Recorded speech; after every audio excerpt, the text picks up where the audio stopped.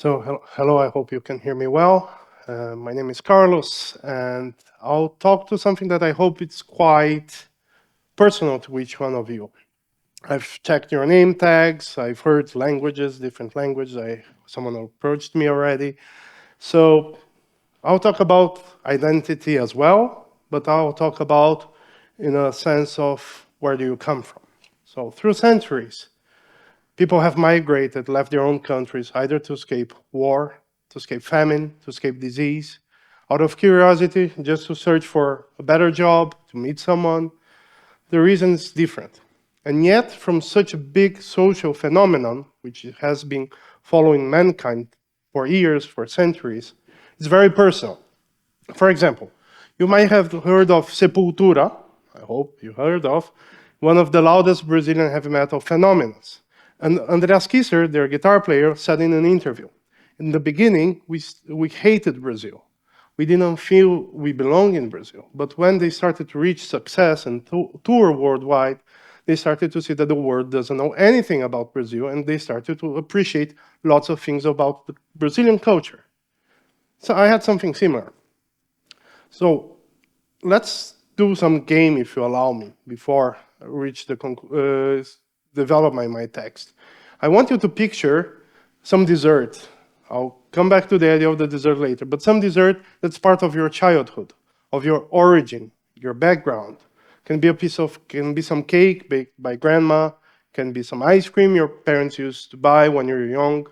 And also, it doesn't have to be necessarily grandma, parents can be friends, can be an environment that you were being brought up back in your childhood, in your youth. You choose. It's very individual. And while you flavor this dessert, I hope I will not disturb you with my speech. I'll say a little bit about myself and keep the taste of the dessert in your mind. So I came to Poland 15 years ago. I lived 18 years in Brazil. And that's my personal perspective. I came to Poland because I was born to a Polish Jewish family who had to flee Europe for whom they were. They were Jewish. They fled Europe at the eve of World War II because they were Jewish. They fled to Brazil. My family, part of my Polish family, met my mom, my Polish mom, met my Brazilian father. They met. So I had this Polish heritage inside me that I was well taught. I was taught English, French, but not Polish, which sorrowed me the curiosity. So I didn't move here for college because I had to flee Brazil because of a war. It's quite safe for Jewish people in Brazil, I'm happy to say that. But I moved out of curiosity. And this curiosity was enough for me to come to Poland and start my second life here, which I call home. I cannot call myself a foreigner here anymore. And that's my personal part. And professionally, in the last 5 years, I've been engaged in dealing with people with similar experience that I have, that I've met, Mexicans, Brazilians. So I worked at the Jagiellonian University at the International Relations Office. Then I worked at the Polish National Agency for Academic Exchange. And now I work at the Department of Culture. Why the Department of Culture, right?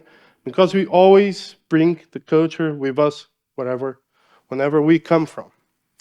And these years, 15 years that I've been living in Poland, it put me a lot of reflection about Brazil, about my own country, about my own nation. Things that I thought they were great at the first moment, like, oh, the Brazilians are quite smart ass, but sometimes in a collective way, being smart ass, in a selfish way, the way that Brazilians do, is that great? I'm surely not proud of that. I'm proud, however, that Brazilians usually have this stereotype of being smiling and have this optimistic way. This is something very great to be proud of. And I've also learned to deal with stereotypes. You know, Brazil, when you mention Brazil, what do you think? Jungle, right? So actually, we can use this in our favor. I thought, okay, when I was promoting Poland abroad or Brazil, in order to make connections, Brazil has one of the most important research institutes in pharmacology, in biology, thanks to the location that we are based in a tropical country. it also gave me this experience of living abroad and getting to know Polish culture as at the same time knowing Brazilian culture.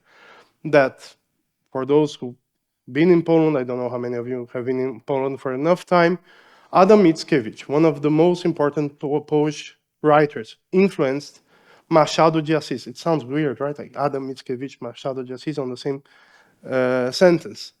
Actually, Machado de Assis, one of the most important Brazilian writers, wrote a poem entitled Poland.